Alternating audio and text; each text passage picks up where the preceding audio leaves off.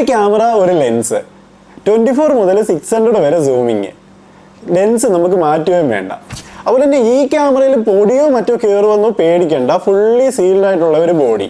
Wild life മുതൽ wedding വരെയുള്ള എല്ലാ ഷൂട്ടുകൾക്കും ഒരൊറ്റ ക്യാമറ. അതെ, സോണി 9 വർഷങ്ങൾക്ക് ശേഷം നമ്മുടെ RX10 സീരീസ് തിരിച്ചു കൊണ്ടുവന്നിരിക്കുകയാണ്.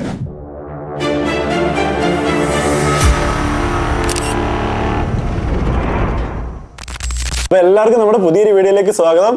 ഞാൻ അർജുൻ. നമ്മുടെ ചാനലിൽ ഫോട്ടോഗ്രാഫി, വീഡിയോഗ്രാഫിയായിട്ട് ബന്ധപ്പെട്ടത്, അതുപോലെ തന്നെ ക്യാമറ എക്യുപ്മെൻറ്റ്സ്, അങ്ങനെയൊക്കെയുള്ള റിലേറ്റഡ് ആയിട്ടുള്ള വീഡിയോസാണ് നമ്മൾ ചെയ്യുന്നത്. അപ്പോൾ അങ്ങനെയുള്ള വീഡിയോസൊക്കെ കാണാൻ താല്പര്യമുള്ളവരും അല്ലെങ്കിൽ അഭിപ്രായങ്ങളൊക്കെ പറയാനും താല്പര്യമുള്ളവരൊക്കെ നമ്മുടെ ചാനലൊന്ന് സബ്സ്ക്രൈബ് ചെയ്യണം, നമ്മുടെ വീഡിയോസൊക്കെ ഒന്ന് സപ്പോർട്ട് ചെയ്ത് വരണം. അപ്പോൾ നമ്മളിന്ന് സംസാരിക്കുന്നത് സോണിയുടെ ഏറ്റവും പുതിയ അപ്ഡേഷനായിട്ടുള്ള RX10 Mark 5 കുറിച്ചിട്ടാണ്. ആദ്യം തന്നെ പറയാം, ഇതൊരു ബ്രിഡ്ജ് ക്യാമറയാണ്. നമുക്ക് ചിലപ്പം ഈ ഒരു ക്യാമറയുടെ വരവോടുകൂടി ഒരു ബ്രിഡ്ജ് ക്യാമറ രംഗത്ത് ഇതൊരു കിങ് ആവും. അല്ലാന്നുണ്ടെങ്കിൽ നമുക്ക് ചിലപ്പോൾ ഒരു നൊസ്റ്റാൾജിയ മാത്രമായിട്ട് ഇത് മാറാനും ചാൻസ് ഉണ്ട്. എന്ന് പറഞ്ഞാൽ ഒരു 9 വർഷങ്ങൾക്ക് മുന്നേ ഉള്ള ഒരു സമയത്ത് ബ്രിഡ്ജ് ക്യാമറയിൽ അത്യാവശ്യം ഒരു കിങ് ആയിട്ടുള്ളൊരു ക്യാമറ ആയിരുന്നു RX10 എന്ന് വേണമെന്നുണ്ടെങ്കിൽ പറയാം.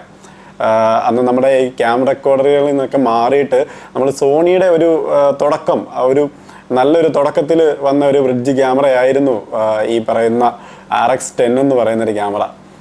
ബ്രിഡ്ജ് ക്യാമറ എന്ന് പറഞ്ഞു കഴിഞ്ഞാൽ എല്ലാവർക്കും അറിയാമായിരിക്കും, കുറച്ച് പേർക്കൊക്കെ അറിയാമായിരിക്കും, കുറച്ച് പേർക്ക് അറിയാത്തതും കാണുമായിരിക്കും.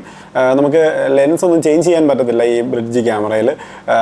ഈ നമുക്ക് അപ്പർച്ചർ മാറ്റി അല്ലെങ്കിൽ ലെൻസുകളൊക്കെ ഇൻ്റർചേഞ്ച് ചെയ്ത് യൂസ് ചെയ്യാൻ അങ്ങനെ ഉപയോഗിക്കുന്ന ആൾക്കാർക്ക് ഈ ബ്രിഡ്ജ് ക്യാമറ പറ്റത്തില്ല. അവർക്കൊക്കെ ഈ പറയുന്നതിൻ്റെ കൂട്ട് A7 സീരീസ്, സോണിയുടെയൊക്കെ A7 സീരീസിലൊക്കെ ഉള്ള അല്ലെങ്കിൽ വേറെ മറ്റു പല മോഡലുകളും തിരഞ്ഞെടുക്കുന്നതാണ്. അല്ലെങ്കിൽ APS-C ഉള്ള ക്യാമറകൾ അതൊക്കെ തിരഞ്ഞെടുക്കാവുന്നതാണ്. പ്രൊഫഷണലി യൂസ് ചെയ്യുന്ന ഒരു ബ്രിഡ്ജ് ക്യാമറയിൽ നമുക്ക് ആദ്യം മനസ്സിൽ വരുന്ന ഒരു ക്യാമറ എന്ന് പറഞ്ഞു കഴിഞ്ഞാൽ ഈ പറയുന്ന RX10 എന്ന് പറയുന്ന മോഡലായിരിക്കും. അതായത് ഒരു 8 വർഷം മുന്നേ ഉള്ള ഒരു വെഡ്ഡിങ്ങിൻ്റെയൊക്കെ ഒരു ടൈമിൽ എനിക്ക് തോന്നിയിട്ടുണ്ട് കുറേ ആൾക്കാർ നമ്മുടെ NS ക്യാം അതുപോലുള്ള ക്യാമറ റെക്കോർഡറിൽ നിന്നൊക്കെ മാറിയ ആൾക്കാർ പെട്ടെന്ന് അഫോർഡബിളായിട്ട് ഈ ലെൻസുകളൊന്നും ഒരുപാടൊന്നും മാറിയൊന്നും യൂസ് ചെയ്യേണ്ട, അത്യാവശ്യം വെഡ്ഡിങ്ങിൽ സൂമിങ് കിട്ടും. അതുപോലെ തന്നെ അന്നൊരു പ്രശ്നം ഉണ്ടായിരുന്നു, ഈ സ്റ്റിൽ ക്യാമറകളിൽ നമ്മൾ DSLR ക്യാമറകളിൽ വീഡിയോ എടുക്കുന്ന സമയത്ത് ഹീറ്റ് ആവുന്നു, നമുക്ക് കണ്ടിന്യൂസ് ഷൂട്ട് ചെയ്യാൻ പറ്റുന്നില്ല, അങ്ങനെയൊക്കെ കുറേ പ്രോബ്ലംസ് ഉണ്ടായിരുന്നു. ആ ടൈമിലാണ് ഈ RX10 എന്ന് പറഞ്ഞൊരു ക്യാമറ വന്നു. അത് ഒരുപാട് ആൾക്കാർ അത് യൂസ് ചെയ്യുന്നുണ്ടായിരുന്നു. അത് നല്ല റിസൾട്ടുമായിരുന്നു, അത്യാവശ്യം നല്ല റിസൾട്ട് കാര്യങ്ങളൊക്കെ. പിന്നെ കുറച്ച് ലോ ലൈറ്റിൻ്റെ ഒക്കെ കുറേ പ്രശ്നങ്ങളും കാര്യങ്ങളും ഒക്കെ ഉണ്ടായിരുന്നെങ്കിൽ പോലും ക്യാമറ ഭയങ്കര വിജയമായിരുന്നു. അതിൻ്റെ വിലയും പിന്നെ അതിൻ്റെ ഈ പറയുന്ന ബോഡി ക്വാളിറ്റി, ലെൻസിൻ്റെ ആ ഒരു ക്വാളിറ്റിയും സോണിയുടെ ആ ഒരു കുറേ സ്പെഷ്യാലിറ്റി എല്ലാം വെച്ചിട്ട് അത്യാവശ്യം നല്ലൊരു ക്യാമറ ആയിരുന്നു എന്ന് പറയാം. അത് ഭയങ്കര വിജയമായിരുന്നു. കാരണം എന്ന് പറയുന്നത് ഈ ക്യാമറയ്ക്ക് ഒരുപാട് സ്പെഷ്യാലിറ്റി ഉണ്ട്. സാധാരണ ക്യാമറകളിൽ നിന്ന് തികച്ചും വ്യത്യസ്തമായിരുന്നു ഈ ഒരു ക്യാമറ എന്ന് പറയുന്നത്. സാധാരണ നമ്മളൊരു അമച്വർ ക്യാമറകളിലാണ് ഈ പറയുന്ന ഫിക്സർ ലെൻസ് ഒക്കെ വെച്ചിട്ടുള്ള ഒരു ക്യാമറ എന്ന് പറയുന്നത്. പക്ഷേ ഇത് അതിൽ നിന്നൊരു വ്യത്യസ്തമായിട്ട് നമുക്ക് അത്യാവശ്യം നല്ല വൈഡിൽ, ഒരു 24 വൈഡ്, ആ 24 വൈഡിലും ഒരു 600 റേഞ്ചിൽ സൂമിങ് വരെ കിട്ടുന്ന ഒരു ക്യാമറയായിരുന്നു ഈ പറയുന്ന ഒരു ഫുൾ ഫ്രെയിമിൽ നമുക്ക് ഷൂട്ട് ചെയ്യാൻ പറ്റുന്ന ഒരു ക്യാമറ RX10 എന്ന് പറയുന്നത്. അതുകൊണ്ടത് വളരെ പെട്ടെന്ന് തന്നെ ഈ പറയുന്ന ആൾക്കാരിൽ കുറേ നല്ലൊരു ഇമ്പാക്റ്റ് ഉണ്ടാക്കിയെടുത്തൊരു ക്യാമറയാണ്.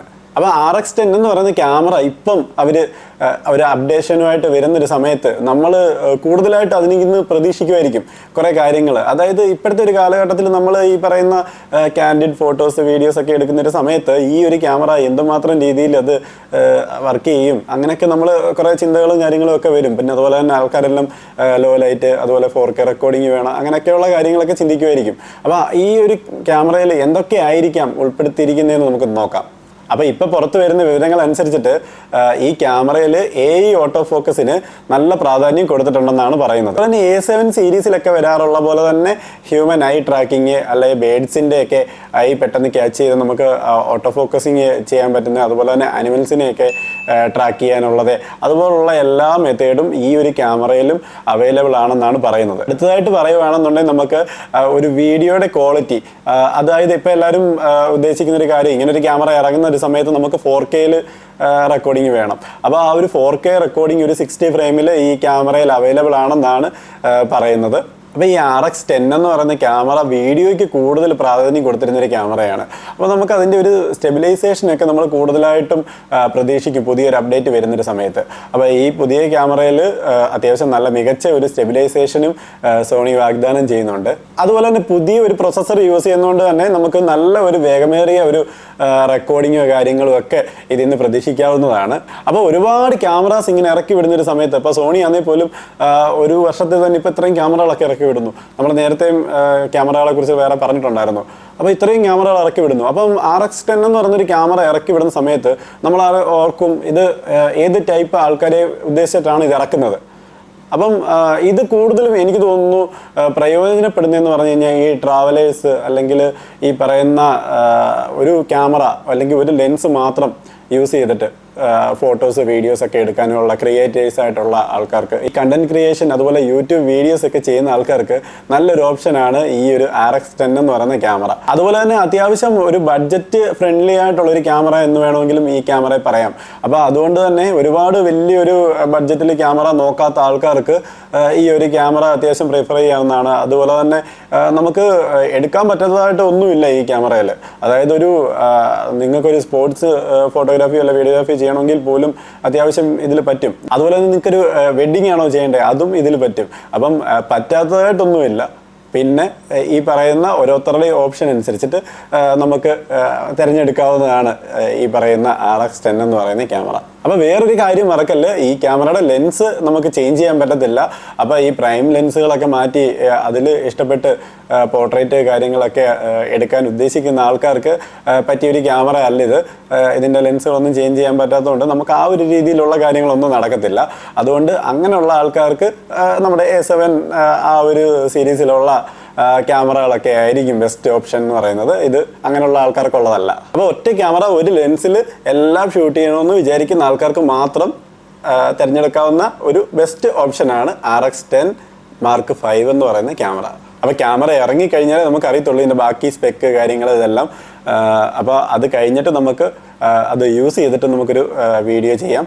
അപ്പോൾ അതിലൂടെ നമുക്ക് കുറച്ച് അധികം കാര്യങ്ങൾ പറയാനും പറ്റും. അപ്പോൾ നമ്മുടെ വീഡിയോസ് ഇഷ്ടപ്പെടുന്നുണ്ടെങ്കിൽ എല്ലാവരും നമ്മുടെ ചാനലൊന്ന് സബ്സ്ക്രൈബ് ചെയ്യണം. അതുപോലെ തന്നെ നമ്മുടെ വീഡിയോസൊക്കെ ഷെയർ ചെയ്യുകയും ലൈക്ക് ചെയ്യുകയും എല്ലാം ചെയ്യണം. അപ്പോൾ പുതിയൊരു വീഡിയോ ആയിട്ട് വരുന്നവരെ ബൈ.